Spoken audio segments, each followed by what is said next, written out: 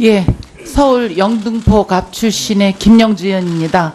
예, 후보자님, 지금 앞서 우리 김성돈 위원님께서 지적하신 거에 대해서 제가 좀 추가로 좀 질의를 하겠습니다. 사실 저 정책 질의하려고 준비를 해왔는데 이 부분은 굉장히 중요한 문제라서 제가 우선은 상식적으로 이게 이명박근혜 정부 시기에 진보적 성향의 학자로 있는 평가받는 후보자가 박근혜 정부에서 특혜를 받았다고 생각하지 않습니다. 그리고 지난 정부에서 학계 블랙리스트가 있다면 가장 1순위에 올랐을 사람이 저는 김상조 후보자라고 생각을 합니다. 그럼에도 불구하고 법을 지키지 않으면 처벌을 받아야죠. 지금 제가 김상조 후보자 배우 영어 전문 강사 특혜 채용 여기에 대해서 좀 살펴봤습니다. 여러 가지 있는데 초등학교 2급 정교사 이상 자격증 소지자, 표시 과목이 영어인 중등학교 2급 정교 자교자, 그리고 3번에 학사학위 소지자 또는 이와 같은 수준 이상의 학력이 있는 자 중 영어 능력을 고려해서 교육감이 따로 정하는 자격 기준에 해당하는 자에 의해서 3번째 항에서 배우자 부인이 응모를 했고요. 배우자 부인의 죄송합니다. 실명하면 안 되는데 사범대학 출신으로 중등 정교사 자격증을 보유하고 있어서 10년 이상 삼육중학교에 재직했고 정규교사 1년의 기간제 교사로 그 경력이 있어서 오랜 해외 생활로 영어에도 능통해서 교육부 자격 기준에 미달해갖고 학교에 요청한 걸로 알습니다.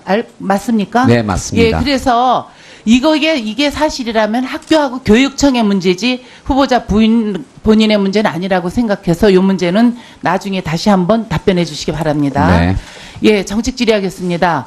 문재인 정부가 출범한 지 오늘로 21일째입니다. 문재인 정부의 개혁 행보에 갤럽 여론조사에 따르면 90%에 가까운 국민 88%가 지지해주고 계십니다. 비록 초기지만 나라다운 나라를 만들겠다는 문재인 정부에 국민들께서 힘을 실어주고 있다고 봅니다. 그중에 이 문재인 정부가 성공하려면 가장 핵심 부처가 경제민주화, 공정경쟁을 위해 존재하는 저는 그런 공정거래위원회라고 생각을 합니다. 그래서 공정위가 경제민주화, 공정한 경쟁을 위해 최우선적으로 실천해야 할 당면 과제는 대기업들의 불공정 행위와 일감 몰아주기 근절이라고 생각합니다. 그래서 그 후보자께서도 후보로 선택되셨을 때 공정의 기업 뒷당국을 신설하겠다고 이렇게 말씀을 하셨습니다. 특히 저는 그 기업 뒷당국에서 불공정 행위와 일감 몰아주기 감시에 주력하는 그렇게 만들겠다고 하셨는데 그게 사실이십니까? 네, 그렇습니다. 예, 그런데 재벌 대기업에서 벌써부터 집단 기업국 신설에 반발하고 있습니다. 대기업들의 반대 논리를 보면 선진국에서 찾아볼 수 없다. 두 번째, 대기업 집단의 시장 지배력 남용이 불공정 문제 이미 정부 내 다른 부처가 조직에서 다루고 있다. 세 번째, 조사 대상이 대상 기업의 부당 내부 거래 기준인 정상적인 거래 정의가 불명확해 실효성이 없다. 이런 겁니다. 그래서 저는 여기 대기업 재벌에 각각 반대 의견에 대한 경향을 좀 이따 말씀해 주시고요. 위원장이 되셔서 기업 집단국 신설하려면 전 예산과 인력이 굉장히 필요하다고 봅니다. 그동안에 공정거래위원회가 이명박근혜 정권에서 단 한 명만 증언이 됐습니다. 그래서 어느 폭까지 증언할 구산 거기에 대해서 얘기해 주시고요. 그 기업 집단군이 신설될 경우 실무적으로 가장 크게 기여하는 부분은 공정위의 조사 기능이 강화돼야 된다고 봅니다. 공정한 경쟁을 해치는 기업에 반칙을 수입할 자료를 수집을 해야 되지 않겠습니까? 그래서 저는 공정위가 가진금을 매겨도 재벌그룹이 행정소송을 하면 입증 자료 부족으로 줄패소했습니다. 그렇죠? 그럴 경우 이 비효율이 줄어들 것으로 기대해도 전 된다고 봅니다. 기업 집단국이 신설이 되면. 그래서 예를 들어 과거에 이명박근혜 정권에서 이 공정위 조사국이 폐지된 이후에 만약에 공정위 조사국이 그대로 존재했다면 좀 더 불공정 행위나 일감 몰아주기 사례가 어떤 거였고 이게 좀 더 효율적으로 대응할 수 있는 그런 게 충분히 있다고 생각합니다. 여기에 대해서 좀 답변해 주시기 바랍니다. 예. 예, 외환위기 이후에 공정거래위원회 조사국이 있었습니다. 그것을 통해서 부당 지원 행위, 내부 거래에 대한 조사가 이루어졌고 제재가 많이 되어서 거래 관행을 개선하는 데 많은 어떤 성과가 있었던 걸로 알고 있습니다. 그러나 당시의 부당 지원 행위는 주로 자산과 자금에 대한 거래를 조사하는 것이었는데요. 최근에 오게 되면 그것이 아니라 일감 몰아주기와 사익 편취 쪽에 새로운 어떤 유형들이 나타났기 때문에 그런 어떤 대기업 집단들의 불공정 거래 행위를 조사하기 위해서는 기업 집단국의 신설이 필요하다라고 생각을 합니다. 이를 위해서는 공정거래위원회의 권한과 인원이 어떤 증가가 돼야 되는데요. 이를 위해서 행자부 등을 비롯한 타 부처와 충실히 협의를 진행해서 또 의원님들에게 의견을 여쭤보고 진행하도록 하겠습니다. 다만 이렇게 공정거래위원회의 권한과 인원을 증가하는 것에 대해서 우려가 있다는 것도 잘 알고 있기 때문에 공정거래위원회 자체의 기강을 확립함으로써 국민의 어떤 신뢰를 높이는 그런 어떤 노력도 같이 추진해 나갈 생각이고요. 더 나아가서 기업들에 대한 조사를 하더라도 몰아치는 그런 방식이라기보다는 일단은 과징금 부과의 어떤 기준을 합리화하고 그것의 어떤 부과의 경제적 근거를 더 충실히 하는 그런 조사 기능을 경제 분석 기능을 강화함으로써 공정위의 법 집행에 대한 국민적 신뢰를 높이는 것이 공정위의 역할을 정상화하는 데 가장 중요한 조건이라고 생각을 합니다. 자, 김영주 의원님 수고하셨습니다.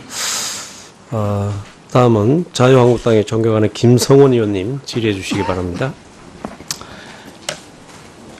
예, 저희 동두천 연천 출신의 저희 김성원입니다.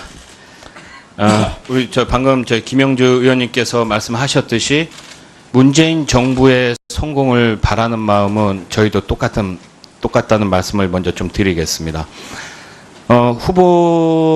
후보님께서 문재인 정부의 성공을 바라시는 마음 같으시겠죠? 네. 혹시 후보님께서 지금 문재인 정부 이 성공적인 출발에 걸림돌이 된다라는 생각은 안 드십니까?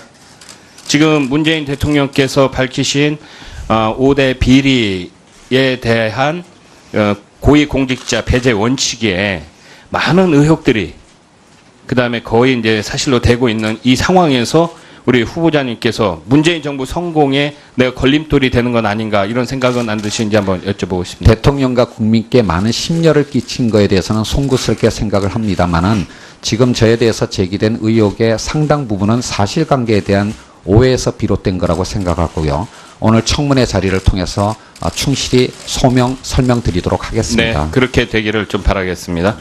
자, 저 후보자님 언제 공정거래위원장 청문회 준비하라고 연락을 받으셨습니까? 제가 청와대 인사검증 과정에 자료를 제출하는 과정에서요. 네.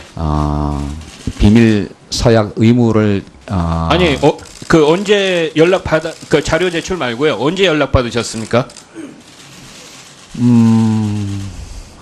정확지는 않습니다. 예. 네, 정확지는 않은데 아마 정부 출범 이후 한 일주일 안쪽이었던 것 같습니다. 네. 예, 저희 후보자님 5월 18일 날 공정거래위원장에 내정이 됐고, 그다음에 저희 강경화 외교부 장관 후보자가 21일 날 이제 지명이 됐습니다. 근데 이제 인사수석이 발표할 때 강경화 외교부 장관 후보자 같은 경우는 이 딸의 이중 국적이라든가 위장 전입에 대해서 먼저 선 사과를 하면서 발표를 했습니다. 근데 이제 후보님에 대해서는 얘기가 하나도 없더라고요. 네, 후보님께서 인사검증 자료를 제대로 제출하신 건지 아니면은 청와대 인사검증 시스템이 잘못된 건지 뭐 어떻게 생각하세요? 역시 비밀 준수 서약에 해당되는 내용입니다만은 제가 당연히 저와 관련된 모든 정보는 청와대에 제공을 했습니다. 예, 알겠습니다. 뭐 여러 가지 위장 전입 의혹 또 생활형 위장 전입, 뭐 착한 위장 전입 이런 거 뭐 100번 양보해서 우리 후보님의 능력을 전문성을 저도 인정하기 때문에 인정을 합니다만은 제가 하나 정말 이해 안 되는 게 있습니다. 우리 후보자 가족이 예일대 연수했을 때 당시에 장인 장모가 집으로 강남구 대치동 음마 아파트입니다. 그쪽으로 전입해 왔다가 또 후보자 가족이 다시 귀국한 뒤에 또 전출을 갔습니다. 자, 근데 처음에 이제 후보자님께 이제 서면 질의를 하니까 그게 뭐라고 했습니까? 제 목동에 우편물 수령 때문에 갔다고 하셨는데 네. 그러면 장인 장모가 그때 살았습니까? 아니면 살지 않았습니까? 그 아파트에 살지 않았습니다. 그러면은 답을 그렇게 주시면은 저희가 계속 예. 그렇게 할 수밖에 없지 않습니까? 예, 해주시면. 사실은 저도 이번 청문 준비를 하는 과정에서 제 과거에 대해서 다시가 기억을 되살리는데 많은 노력을 했는데요. 지금 의원님께서 문제 제기하시는 그 기간 동안에 제 장인어른 장모님께서는 손주의 교육을 위해서 캐나다에 장기 체류하고 계셨습니다. 그 장기 체류를 위해서 주소지를 저희 집에 옮기신 거고요. 그렇기 때문에 제가 2011년에 미국으로 다시 안식년을 갈 때는 당시 계셨던 처갓집으로 주소지를 옮겼지만 그 2004년 당시에는 장인 장모께서 국내에 없었기 때문에 잠시만요. 주소지를 옮긴 거였습니다. 알겠습니다. 그게 왜 그러냐면요. 이게 장인 장모가 2002년도에서 오시고 또 2004년도에 오시고 또 2005년도에 전출을 가셨는데 네네. 당시에 음마 아파트는 재개발 광풍이 불었었던 그런 때입니다. 네. 99년도에 음마 아파트 재건축 사업이 시작되었고 재건축 추진위가 구성이 되고 2004년도에 주민총회에서 재건축 찬성이 되고 그런데 이제 2005년도에 재건축이 어렵다고. 왜 어렵냐면은 당시 용적률이 250% 요구하던 것이 210%로 축소가 되면서 당시에 음마 아파트에 이 위장 전입을 오시는 그런 분들이 상당히 많았습니다. 부동산 투기 목적으로요. 요거에 관해서는 제가 오후에 추가 질의 좀 하도록 하겠습니다. 예, 많은 분들이 이른바 재벌 저격수인 제가 당시에 대치동의 음마 아파트에 살았던 거에 대해서 참 의문을 많이 가졌었습니다. 물론 이제 자식 교육을 위해서 그렇게 했다라고 많은 분들이 생각을 하시고요. 그 부분이 없는 것은 아니지만 제 개인적인 어떤 특수한 사정이 있었습니다. 사실 말씀드리지 않으려고 했는데요. 제가 영국에 안식년을 가져온 다음에 제 처가 길거리에서 쓰러졌습니다. 병원에서 진단을 받으니까 대장암 2기 말이라는 진단을 받았고요. 수술 받고 1년간의 항암 치료를 하더라도 5년 생존율이 반반이라는 의사의 진단을 받았습니다. 그때 그 수술을 하던 병원이 강남에 있는 모 대학병원이었습니다. 그 뒤로 제 처의 치료를 위해서 이사를 간 것이 중요한 이유였습니다.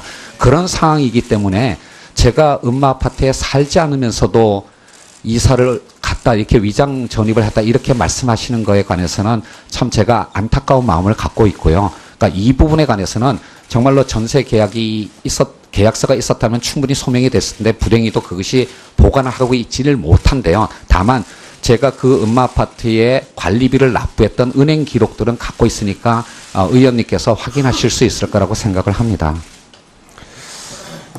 자, 김성원 의원님. 오늘로 21일째입니다. 문재인 정부의 개혁 행보에 갤럽 여론조사에 따르면 90%에 가까운 국민 88%가 지지해주고 계십니다. 비록 초기지만 나라다운 나라를 만들겠다는 문재인 정부에 국민들께서 힘을 실어주고 있다고 봅니다. 그중에 이 문재인 정부가 성공하려면 가장 핵심 부처가 경제민주화, 공정경쟁을 위해 존재하는 저는 그런 공정거래위원회라고 생각을 합니다. 그래서 공정위가 경제민주화, 공정한 경쟁을 위해 최우선적으로 실천해야 할 당면 과제는 대기업들의 불공정 행위와 일감 몰아주기 근절이라고 생각합니다. 그래서 그 후보자께서도 후보로 선택되셨을 때 공정의 기업 뒷당국을 신설하겠다고 이렇게 말씀을 하셨습니다. 특히 저는 그 기업 뒷당국에서 불공정 행위와 일감 몰아주기 감시에 주력하는 그렇게 만들겠다고 하셨는데 그게 사실이십니까? 네, 그렇습니다. 예, 그런데 재벌 대기업에서 벌써부터 집단 기업국 신설에 반발하고 있습니다. 대기업들의 반대 논리를 보면 선진국에서 찾아볼 수 없다. 두 번째, 대기업 집단의 시장 지배력 남용이 불공정 문제 이미 정부 내 다른 부처가 조직에서 다루고 있다. 세 번째, 조사 대상이 대상 기업의 부당 내부 거래 기준인 정상적인 거래 정의가 불명확해 실효성이 없다. 이런 겁니다. 그래서 저는 여기 대기업 재벌에 각각 반대 의견에 대한 경애를 좀 이따 말씀해 주시고요. 위원장이 되셔서 기업 집단국 신설하려면 전 예산과 인력이 굉장히 필요하다고 봅니다. 그동안에 공정거래위원회가 이명박근혜 정권에서 단 한 명만 증언이 됐습니다. 그래서 어느 폭까지 증언할 구산 거기에 대해서 얘기해 주시고요. 그 기업 집회번에 학사학위 소지자 또는 이와 같은 수준 이상의 학력이 있는 자 중 영어 능력을 고려해서 교육감이 따로 정하는 자격 기준에 해당하는 자에 의해서 세 번째 항에서 배우자 부인이 응모를 했고요. 배우자 부인의 죄송합니다. 실명하면 안 되는데 사범대학 출신으로 중등 정교사 자격증을 보유하고 있어서 10년 이상 삼육중학교에 재직했고 정규교사 1년의 기간제 교사로 그 경력이 있어서 오랜 해외 생활로 영어에도 능통해서 교육부 자격 기준에 미달해갖고 학교에 요청한 걸로 알습니다. 맞습니까? 네, 맞습니다. 예, 그래서 이게 사실이라면 학교하고 교육청의 문제지 후보자 본인의 문제는 아니라고 생각해서 이 문제는 나중에 다시 한번 답변해 주시기 바랍니다. 네. 예, 정책 질의하겠습니다. 문재인 정부가 출범당군이 신설될 경우 실무적으로 가장 크게 기여하는 부분은 공정위의 조사 기능이 강화돼야 된다고 봅니다. 공정한 경쟁을 해치는 기업에 반칙을 수입할 자료를 수집을 해야 되지 않겠습니까? 그래서 저는 공정위가 가진금을 매겨도 재벌그룹이 행정소송을 하면 입증자료 부족으로 줄패소했습니다. 그렇죠? 그럴 경우 이 비효율이 줄어들 것으로 기대해도 전 된다고 봅니다. 기업 집단국이 신설이 되면. 그래서 예를 들어 과거에 이명박근혜 정권에서 이 공정위 조사국이 폐지된 이후에 만약에 공정위 조사국이 그대로 존재했다면 좀 더 불공정 행위나 일감 몰아주기 사례가 어떤 거였고 이게 좀 더 효율적으로 대응할 수 있는 그런 게 충분히 있다고 생각합니다. 여기에 대해서 좀 답변해 주시기 바랍니다. 예. 예. 서울 영등포 갑 출신의 김영주 의원입니다. 예, 후보자님, 지금 앞서 우리 김성돈 위원님께서 지적하신 거에 대해서 제가 좀 추가로 좀 질의를 하겠습니다. 사실 저 정책 질의하려고 준비를 해왔는데 이 부분은 굉장히 중요한 문제라서 제가 우선은 상식적으로 이게 이명박근혜 정부 시기에 진보적 성향의 학자로 있는 평가받는 후보자가 박근혜 정부에서 특혜를 받았다고 생각하지 않습니다. 그리고 지난 정부에서 학계 블랙리스트가 있다면 가장 1순위에 올랐을 사람이 저는 김상조 후보자라고 생각을 합니다. 그럼에도 불구하고 법을 지키지 않으면 처벌을 받아야죠.